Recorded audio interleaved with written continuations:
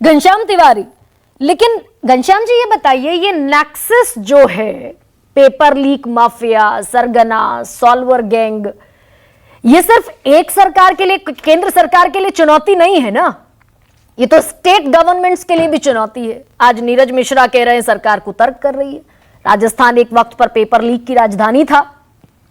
5 साल में 14 से ज्यादा पेपर लीक, और मैं ये आज आपका भी निकाल रही थी, रिसर्च जब कर रही थी, सपा सरकार के 5 साल में कितने बड़े बड़े पेपर लीक हो गए। नेशनल इंश्योरेंस कंपनी लिमिटेड की परीक्षा, यूपी राज्य इंजीनियरिंग परीक्षा, कंबाइंड प्री मेडिकल टेस्ट, सबसे बड़ा टेस्ट मेडिकल का राज्य स्तर पर, और पूरी फेहरिस्त है यूपीपीएससी का भी।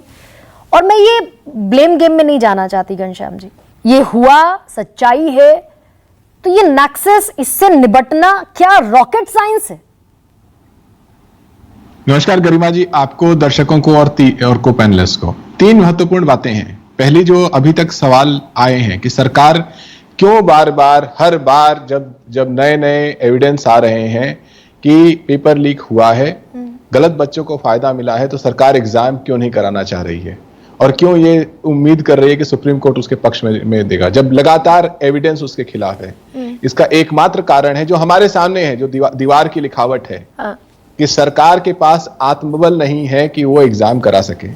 सरकार को यह विश्वास नहीं है कि उसने अगर दोबारा एग्जाम कराया तो वो लीक नहीं होगा। जहां पर समूची एनटीए संदेह के घेरे में है। प्रदीप जोशी का ना कोई बयान दिखाई देता है, जो कि चेयरमैन है, उनके बारे में आरटीआई से तरह तरह की जानकारियां आई। तो जहां पर कोई नेतृत्व नहीं दिखाई देता है, न धर्मेंद्र प्रधान का नेतृत्व दिखाई देता है, न नरेंद्र मोदी जी का नेतृत्व दिखाई देता है, प्रधानमंत्री परीक्षा पे चर्चा करने वाले प्रधानमंत्री का, न एनटीए चेयरमैन का नेतृत्व दिखाई देता है। लेकिन सीबीआई के सुपुर्द तो है ना घनश्याम जी। देखिए वो सारी चीजें तो मैंने बताई। बोलिए, अगर आज की तारीख में सीबीआई इन्वेस्टिगेशन ऑन है, तो क्या हमें थोड़ी धैर्य से प्रतीक्षा भी करनी चाहिए क्या, कि ये कितने बड़े लार्ज स्केल पर पेपर लीक हुआ? भारतीय जनता पार्टी के अस्पताल में लगातार मरीजों की मृत्यु हो रही है, और भारतीय जनता पार्टी का डिफेंस क्या है कि हम बड़े बड़े डॉक्टरों से पोस्टमार्टम करा रहे हैं।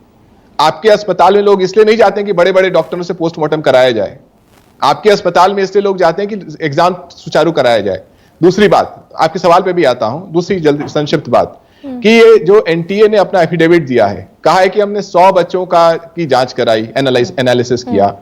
आज के समय में डेटा साइंस के बहुत साधारण टूल हैं कि जितने समय में ये शो खत्म होगा, या जितने समय मैं बोल रहा हूं, उतने समय में आप सभी बच्चों का, जिनके 500 से ज्यादा नंबर हैं, उनका आप एनालिसिस कर सकते हैं कि उनके, अगर उन्होंने पिछला नीट का एग्जाम दिखा था तो उनका क्या परफॉर्मेंस था, 10th 12th में क्या परफॉर्मेंस था। अगर आपको कुछ आउटलायर्स मिलते हैं तो समझ में आता है, लेकिन 650 बच्चे, जो 650 मार्क्स से ऊपर 80,000 बच्चों के हैं, अगर आपको 5-10 हजार आउटलायर्स मिलते हैं, इसका मतलब है कि टेलीग्राम के माध्यम से, व्हाट्सएप के माध्यम से पेपर लीक हुआ है। अगर एनटीए वाकई डेटा एनालिसिस करना चाहती तो जितने समय में ये शो चल रहा है उतने समय में ये डेटा एनालिसिस कर देती, वो नहीं चाहते हैं। तीसरी अंतिम बात, आपके सवाल पे आता हूं कि क्या ये इतना ही मुश्किल है, समाजवादी पार्टी की सरकार में हुआ, अन्य सरकारों में हुआ। देखिए, टेक्नोलॉजी का दौर है और टेक्नोलॉजी चीजों को बहुत तेजी से बदल रही है। आज से 10 साल पहले जो तंत्र उपलब्ध थे, उसकी तुलना में आज के समय जो तंत्र उपलब्ध हैं, बहुत आसान है अगर कोई सरकार बेसिक दिमाग लगाए। हम इंजीनियरों का देश हैं, हम दुनिया का आईटी सुपर पावर हैं, हमें कहने की जरूरत नहीं है। दुनिया की बड़ी बड़ी कंपनीज में इंडियंस हैं जो सीईओज हैं। तो इसीलिए अगर वाकई सरकार दिमाग लगाती तो ये जो माहौल है एग्जाम नहीं कराने का, आत्मबल चेंज हो जाता। उदाहरण देता हूं, ठीक है घनश्याम जी।